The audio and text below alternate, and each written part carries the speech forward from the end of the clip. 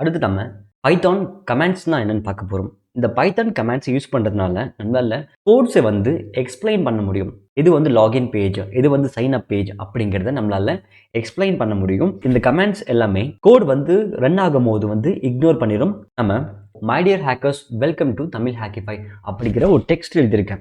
இந்த டெக்ஸ்ட் வந்து நான் அப்படியே கொடுத்தேன் அப்படின்னா இது வந்து எக்ஸிக்யூட் ஆகும் போது இது வந்து எரர் கொடுக்கும்.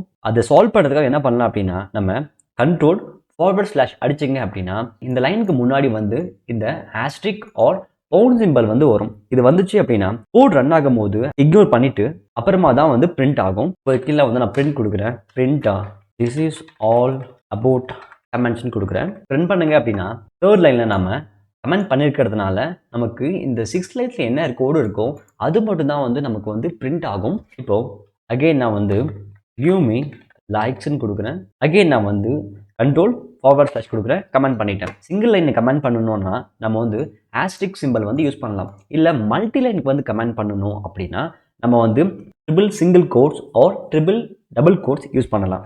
இதை வந்து அன்கமெண்ட் பண்ணணும் அப்படின்னா செலக்ட் பண்ணிவிட்டு திரும்பவும் கண்ட்ரோல் // கொடுங்க.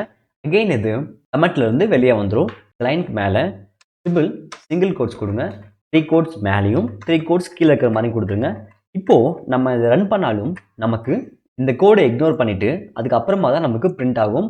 சிங்கிள் கோட்ஸ்க்கு பதிலாக நம்ம வந்து ட்ரிபிள் டபுள் கோட்ஸ் கொடுப்போம். இப்போ கடைசி 3 வந்து கட் பண்ணிக்கலாம். கீழே வந்து பேஸ்ட் பண்ணிடலாம். இப்போது சேவ் பண்ணி ரன் பண்ணாலும் நமக்கு இந்த கோடை இக்னோர் பண்ணிவிட்டு அதுக்கப்புறமா தான் நமக்கு வந்து பிரிண்ட் ஆகும். இப்போது இந்த லைனுக்கு அப்புறமா நம்ம கமெண்ட் பண்ணணும் அப்படின்னா நம்ம என்ன பண்ணலாம் அப்படின்னா அந்த ஆஸ்ட்ரிக் சிம்பிள் யூஸ் பண்ணலாம். யூஸ் பண்ணிவிட்டு ஜஸ்ட் ஃபார் ஃபன்னு கொடுக்குறேன். கொடுத்துட்டு இப்போ சேவ் பண்ணி நம்ம ரன் பண்ணாலும் நமக்கு இந்த பிரிண்ட்டுக்குள்ளே என்ன இருக்கோ அது மட்டும் தான் பிரிண்ட் ஆகும்.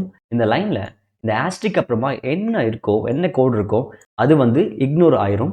நம்ம இப்போது ஒரு ப்ராஜெக்டில் ஒர்க் பண்ணிட்டுருக்கோம் அப்படின்னா 6 மந்த் கழித்து அதே ப்ராஜெக்டில் வந்து ஏதாவது மாடிஃபிகேஷன் ஒரு அப்டேட் பண்ணணும்னா அந்த டைமில் நம்ம எந்த பிளேஸில் எந்த ஃபைலில் என்ன கோட் ரைட் பண்ணாங்க அப்படிங்கிறது கொஞ்சம் கன்ஃபியூஸாக தான் இருக்கும். அந்த மாதிரி டைமில் நம்ம வந்து அந்த கோடை பில்ட் பண்ணும் போதே திஸ் இஸ் லாகின் பேஜா, this is sign up page அப்படின்ற இந்த மாதிரி கமெண்ட் கொடுத்துட்டுங்க அப்படின்னா நம்ம அந்த ஃபைலில் ஏதாவது அப்டேட் பண்ணும்போது ஸோ இந்த கமெண்ட் வந்து நம்ம அந்த கோடை ரீட் பண்ணுறதுக்கு ரொம்பவே ஹெல்ப்ஃபுல்லாக இருக்கும்.